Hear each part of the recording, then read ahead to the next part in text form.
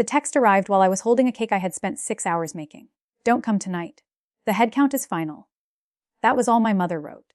No apology, no explanation, no heart emoji pretending she cared. Just 9 cold words, sent 43 minutes before the family dinner she had begged me to help organize. I stood in the parking lot outside her favorite restaurant, staring at the message while rain tapped against the windshield. The cake sat beside me in a white box, decorated with tiny gold leaves and the words, "To New Beginnings." At the time, I thought those words were for my parents. By midnight, I would understand they were meant for me. My name is Claire Bennett. I was 34 years old when my family finally taught me the difference between being loved and being useful. For most of my life, I had confused the two. I was the dependable daughter. The one who remembered birthdays, paid forgotten bills, fixed emergencies, and never made a scene. My younger brother Evan was the charming one. He could disappear for months, return with a smile, and somehow be treated like a hero. My mother called him free-spirited. When I missed one phone call because I was working, she called me selfish. Still, I kept trying. 3 weeks before the dinner, my mother called me in tears. "Claire, your father and I want to bring everyone together," she said. A real family dinner, something elegant, something meaningful. She said my father had been thinking about retirement. She said they had important news. She said the evening had to be perfect. Then she gave me a list. Reserve the private room. Speak to the manager. Choose the menu. Order flowers. Create place cards. Arrange transportation for Aunt Helen. And, because my mother knew I had once worked in a bakery during college, make the cake. I did all of it. I paid the restaurant deposit when my mother said her card was temporarily locked. I paid for the flowers when the florist refused to hold the order without full payment. I even covered the special wine my father requested, a bottle that cost more than my monthly electric bill. Every time I asked when she planned to reimburse me, my mother said the same thing.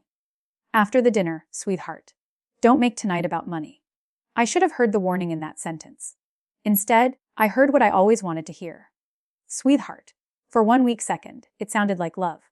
The restaurant was called Bellwether House, an old brick mansion outside Boston that had been converted into a private dining club. It was the kind of place my mother loved because the staff called everyone Sir and Madam, and the menus had no prices.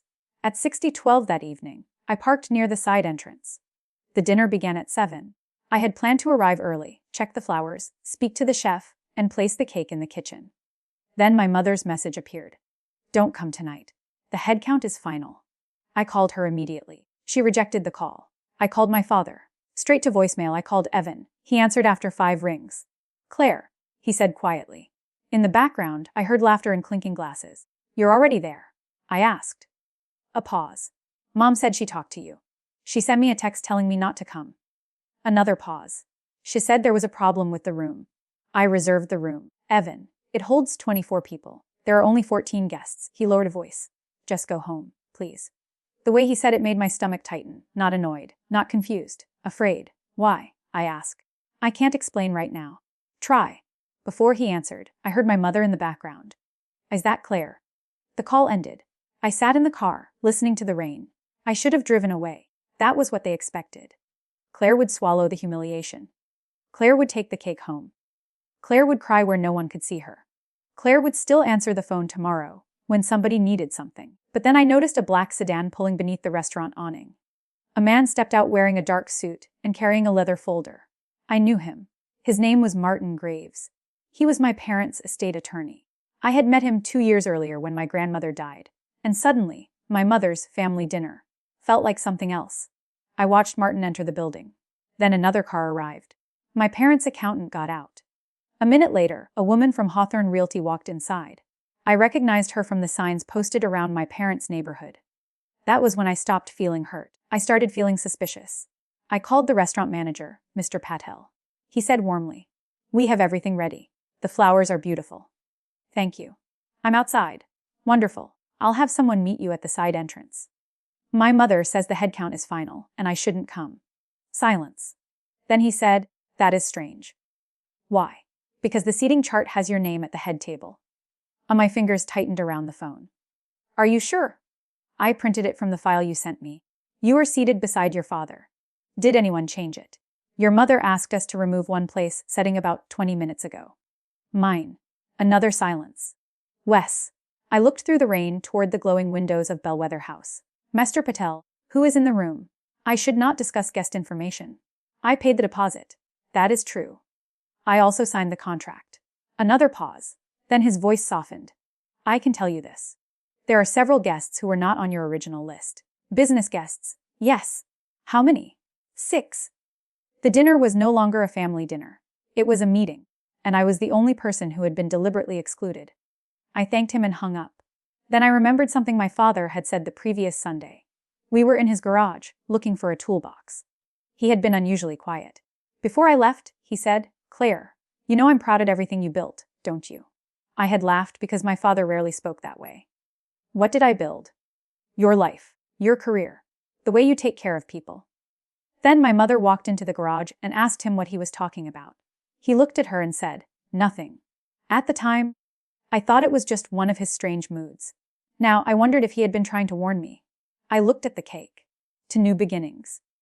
Then I opened the door and stepped into the rain. I entered Bellwether House through the side hallway, carrying the cake with both hands. A young server recognized me and led me toward the kitchen. I could hear the dinner through the walls. My mother's laughter floated down the hall, bright and theatrical. I placed the cake on a metal counter. "Please keep this cold," I told the pastry chef. Then I walked toward the private room. The door was closed, but voices carried through it. My mother was speaking. "Of course, Claire agrees completely." I stopped. Someone asked, "And she understands the transfer will be permanent?" My mother answered without hesitation. "She has always said family comes first." There my heartbeat changed. There are moments when fear does not feel like fear. It feels like silence. A complete silence inside your body, as if every part of you is listening. A man said, "We still need her signature." My mother laughed. "She'll sign. She always does." I stepped closer to the door. Another voice said, "The current operating documents give Claire 28% ownership." 28% of what? I pressed my hand against the wall. My father's family had owned Bennett Home Supply for nearly 50 years. It began as one hardware store and grew into a regional chain. My father inherited the company from my grandfather. I had worked there after college. For 7 years, I rebuilt their outdated purchasing system, launched their online store, negotiated new supplier agreements, and saved the company during a terrible recession. When I left to start my own consulting firm, my father gave me a framed letter. It said, "You protected what our family built." But no one had ever told me I owned 28% of the company. Inside the room, Martin Greaves spoke. The shares were transferred through the trust established by Harold Bennett. Claire received voting rights when she turned 35.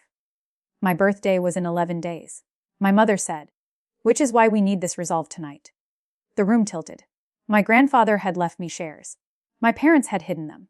And now, days before I gained voting control, they were trying to make me sign them away. Someone asked, "What does Claire receive in exchange?" Even answered. That hurt more than hearing my mother. "She receives debt relief." "What debt?" My mother said, "The personal loans associated with her name." I nearly opened the door. Then Martin said, "Margaret, we discussed this. If Claire did not authorize those loans, they cannot be presented as consideration." My mother's voice turned sharp. She benefited from the family her entire life. That was not my question. I stepped backward before anyone opened the door. My legs felt weak, but my mind had become strangely clear. Personal loans. Associated with my name, my mother had not simply excluded me. She had built a trap. I returned to the kitchen, took out my phone, and called the one person my parents believed I had stopped speaking to. My Aunt Rebecca. Rebecca was my father's older sister. She had not attended family events in almost 4 years. My mother said Rebecca was jealous, bitter, and obsessed with money. When I was younger, Rebecca had warned me never to sign anything my mother placed in front of me. I thought she was being dramatic. Now, she answered on the second ring. "Claire, I need you to tell me the truth about Grandpa's trust." She did not ask why. She only said, "Where are you?" "Bellwether House." "Oh, God. What?" "That dinner is tonight." "You knew about it?" "I knew your mother was planning something." "Your father called me yesterday, but she took the phone away." I closed my eyes.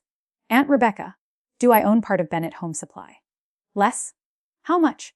28% directly. Another 12% becomes available through a voting trust when you turn 35. A 40%, enough to block major company decisions. Enough to stop a sale. Why didn't anyone tell me? Your grandfather ordered the trustees to explain everything before your 35th birthday. Your father delayed it. Margaret kept saying you were emotionally unstable and could not handle the responsibility. I almost laughed. My mother had used me as the family emergency department for 15 years, but apparently I was too unstable to read a trust document. "What sale?" I asked. Rebecca went silent. What sale? Aunt Rebecca. They want to sell the company. To whom? Northline Holdings. I knew the name. Northline was a private investment group famous for buying family businesses, closing locations, selling the real estate, and cutting employees. My parents' company had over 400 workers. Some had been there since I was a child. Avan supports it, I ask. He was promised the president's title for 18 months after the sale, plus a personal payment. Of course he was. My brother had worked at the company for 3 years. He spent more time posting photographs from golf courses than visiting stores. How much would my parents receive? Almost $40 million. And me? If you sign away your shares tonight, almost nothing. The cold inside me spread. What loans are in my name? I know. I heard them discussing personal loans. Claire, listen carefully. Leave the building. Call a lawyer. Do not confront them alone. But I was done leaving rooms so my family could feel comfortable. I need proof, I said. You need protection? I need both. I hung up and called my business attorney, Naomi Chen. Naomi had represented my consulting firm for 5 years. She was brilliant, calm, and impossible to intimidate. I told her everything in less than 2 minutes. She did not waste time expressing shock. Do not sign anything, she said. I won't. Do not accuse them until we know what exists in your name. How fast can we find out? I can pull public records now. Freeze your credit immediately. Send me photographs of any documents you see. I'm standing outside the room. Claire, I strongly recommend you leave. I'm not leaving. She sighed. Then keep me on the phone. I placed one earbud in my ear and walked back toward the private room. This time the door was partly open. A server carried in plates. Through the gap, I saw the table I had arranged. White roses, gold candles, crystal glasses. My mother sat at the center wearing the blue dress I bought her for Christmas. My father sat beside her, pale and silent. Evan sat across from him, smiling at a Northline executive. At the far end of the table was an empty chair. My chair. The place setting had been removed, but the chair remained. It looked like a missing tooth. Mr. Patel approached me. Would you like me to ask them to speak with you privately? No. He studied my face. Are you all right? No, I said. But I will be. He nodded, as if he understood more than I had said. Then he quietly handed me a folder. This was left at the front desk under your name. I opened it. Inside was a copy of the dinner agenda. My mother had printed one for every guest. At the top, in elegant black letters, it said Beninti Famile Village CNZTO Diner below that were 4 discussion points. 1 Sale of Bennett Home Supply. 2 Transfer of minority interests. 3 Resolution of Claire Bennett liabilities.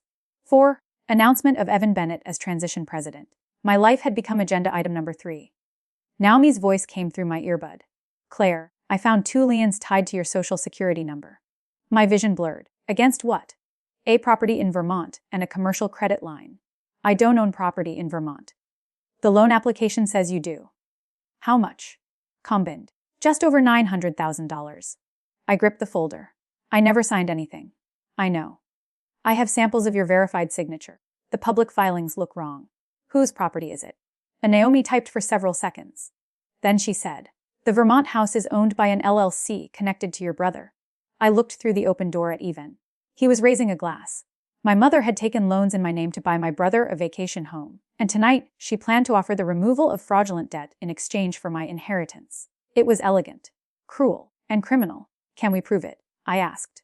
Not tonight, but we can prove enough to stop this meeting. I stared at the agenda. No, I said. What do you mean? No, I don't want to stop the meeting. Claire, I want them to finish. There is a difference between interrupting a lie and allowing a liar to explain the entire lie in front of witnesses. My mother had gathered the attorney, accountant, buyer, and family. She had built the perfect audience. All I had to do was walk onto the stage. I asked Mr. Patel for one favor. Then I returned to the kitchen. The pastry chef placed the cake on a silver cart. I removed the decorative sugars from one side and asked for a piping bag. My hands had stopped shaking. I changed the words on the cake. Then, at exactly 7:36, the dining room lights dimmed. The doors opened, and I pushed the cake inside. Every conversation stopped. My mother's face changed first, not surprise. Rage. She stood so quickly her chair struck the wall. What are you doing here? I smiled. Delivering the cake.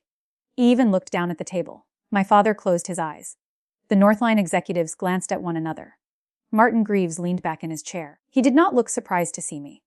That told me everything. My mother walked toward me. I told you not to come. I know. The head count is final. So is fraud. The room went still. I turned the cake toward the table. The original message, to new beginnings, was still visible. But beneath it, I had added 4 new words. And honest Indian GS. My mother's face lost color. I placed the dinner agenda beside the cake. I'm sorry I'm late, I said. I had to learn what I was selling. One of the Northline executives cleared his throat. Mems Bennett, we were told you supported the transaction. I learned about the transaction from the other side of that door. My mother stepped between us. Claire is upset. She has been under significant stress. There it was, the story she had been telling for years. Claire was emotional. Claire misunderstood. Claire made problems. I looked directly at the buyers. I own 28% of Bennett Home Supply, with additional voting rights activating on my 35th birthday. Is that correct? Martin Graves answered. Yes. My mother turned on him. Martin. He folded his hands. She asked a legal question? I continued. Can the sale proceed without my approval? No. A Northline executive looked at my father. We were told the minority interest would be transferred tonight. My mother forced a smile. It will be. No. I said. It won't. She grabbed my arm. Her fingers dug into my sleeve. You are embarrassing this family. I looked at her hand until she released me. You used my identity to borrow $900,000. Evan pushed back from the table. That is not what happened. I turned to him. Then explained the Vermont house. His mouth opened. Nothing came out. The accountant began gathering his papers. My mother pointed at me. She agreed to help Evan. I did not. You said families should support each other. That is not authorization to forge my name. My father finally spoke. Margaret, stop. It was barely louder than a whisper. But everyone heard him. My mother turned. Do not start pretending you had no part in this. My father looked 20 years older than he had that morning. I told you it had gone too far. And then you did nothing? I said. He looked at me. That was the moment I lost him.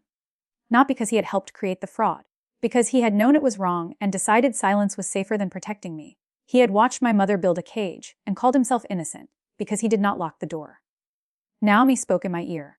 Claire, your credit freeze is active. I have sent preservation notices to the bank and title company. Tell them. I faced the table. My attorney has frozen my credit and sent legal notices to every institution connected to the fraudulent loans. Any destruction or alteration of records after this moment will be documented. The accountant stopped moving. My mother's confidence cracked. You called a lawyer. I called mine. She looked toward Martin. He did not meet her eyes. I continued. I also want every person here to understand that I do not consent to the transfer, sale, pledge, or dilution of any shares connected to my name or trust. One of the Northline executives closed his folder. Then our discussion is over.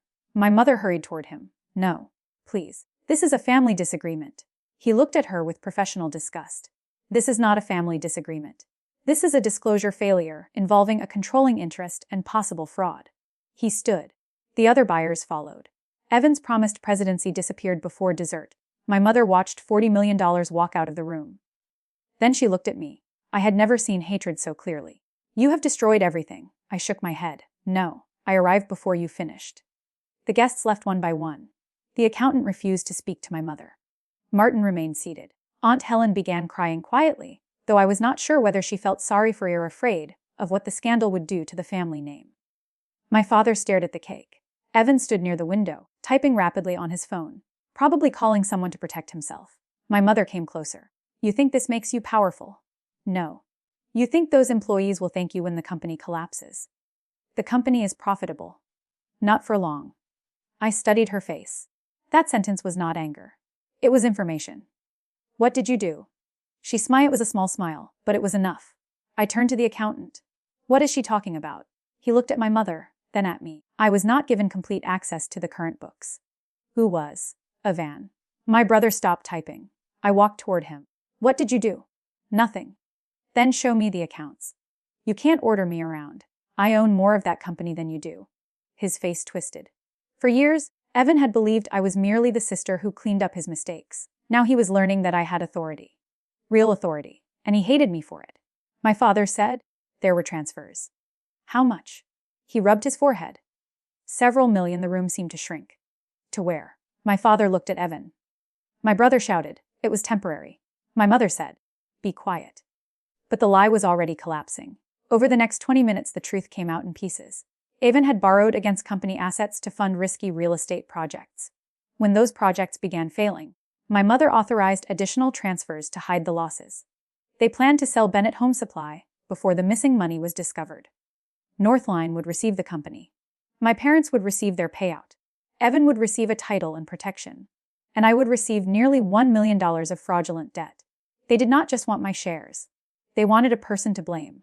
That was why my name appeared on the loans. If investigators ever came, the paper trail would lead to me. The reliable daughter, the one who handled finances, the one who had access to old company systems. The perfect sacrifice. My knees almost gave way, not because I was surprised anymore. Because a part of me had still hoped there was a limit, a line they would not cross. But some people do not see love as a boundary. They see it as camouflage. I called Naomi again. This time, I put her on speaker. She instructed everyone not to leave with company records. My mother laughed. You have no authority to hold anyone here. That's true, Naomi said. But Claire has authority to call the board, the bank, and law enforcement. The laughter stopped. Martin Graves finally stood. I recommend that every person obtain independent counsel. My mother stared at him. You worked for us for 20 years. I represented the company, he said. You confuse that with representing your decisions. He handed me a sealed envelope. Your grandfather instructed me to give you this before your 35th birthday. I should have done it sooner. My mother lunged for it. I stepped back. My father caught her wrist. For the first time that night, he physically stopped her. She looked at him as if he had betrayed her. Maybe, in her mind, he had. I opened the envelope. Inside was a letter written in my grandfather's uneven handwriting. Claire, if you are reading this, someone has finally told you that you own more than you were led to believe. I chose you because you understand that a business is not only buildings and money. It is people. Your father is a good man, but he is weak when peace becomes expensive. Your mother is strong, but she often mistakes control for love. Avon may grow into responsibility, but do not build your future around the hope that he will. Do not let guilt make decisions for you. Protect the company if it deserves protection. Walk away if it does not. But whatever you choose it freely. No one who loves you should require your blindness. Grandpa, I read the final sentence twice. No one who loves you should require your blindness. For years, my family had called my obedience love. My grandfather knew better.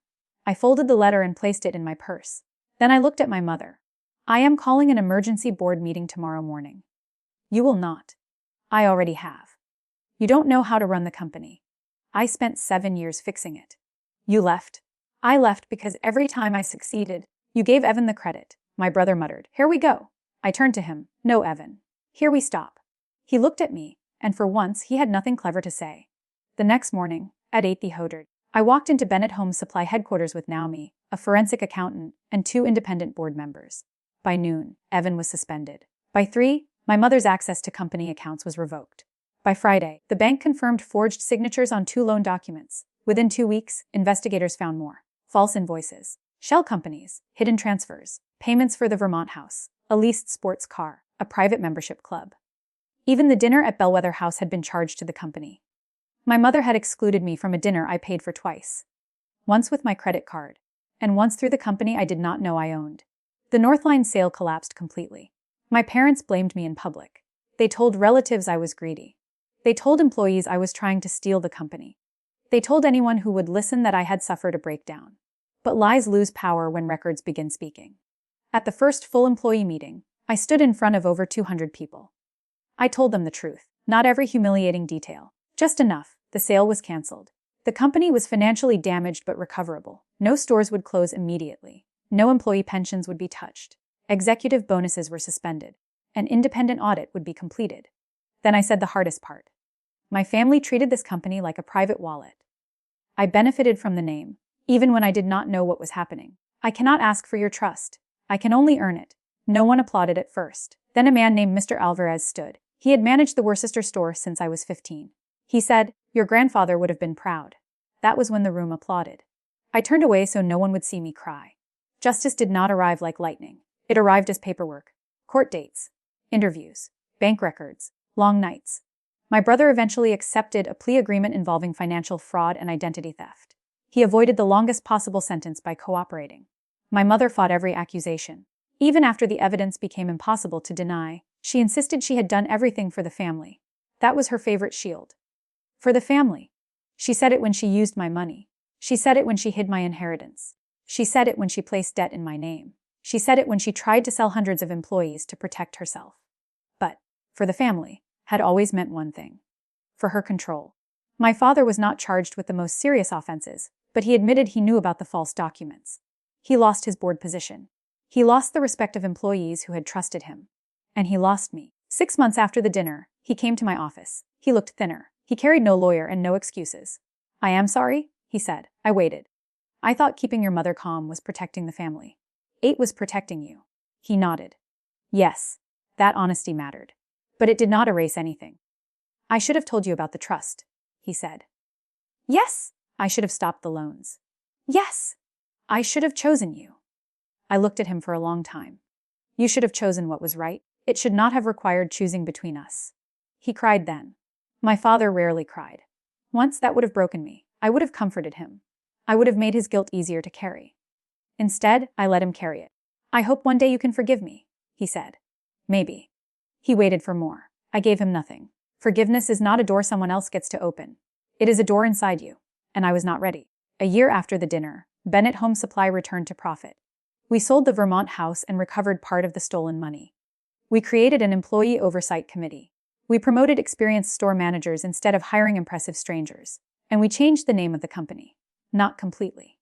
We became Bennett and Company Employee Home Supply. The word family disappeared from our branding. I had learned that a business could become healthier when it stopped pretending blood made people trustworthy. On my 36th birthday, the staff surprised me with a small dinner in the warehouse. Nothing elegant. No crystal glasses. No expensive flowers. There were paper plates, folding chairs, and a chocolate cake from the grocery store. Mr. Alvarez had written the message himself in crooked white icing. "The hates o can." I laughed so hard I cried. Every chair was filled by someone who wanted to be there. No one had been manipulated. No one had been purchased. No one had been invited because of what they could provide. For the first time in my life, I understood that belonging should not feel like an audition. Near the end of the evening, my phone vibrated. It was a message from my mother. We had not spoken in 11 months. She wrote, "I hope destroying this family was worth it." I read the message once. Then I looked around the warehouse. At the employees who still had jobs. At the managers who finally had a voice. At the people who had helped me rebuild what greed nearly destroyed. I typed a reply. I didn't destroy the family. I stopped volunteering to be its victim. Then I blocked her number. The room erupted in laughter as someone tried to light too many candles at once. I put my phone away and walked toward the cake. For years, my mother had decided who belonged at the table. That night, I finally understood the truth. The most powerful seat is not always at the head. Sometimes, it is the empty chair you refuse to keep waiting for people who never deserved you. And sometimes, the best revenge is not taking their place. It is building a table they can no longer control.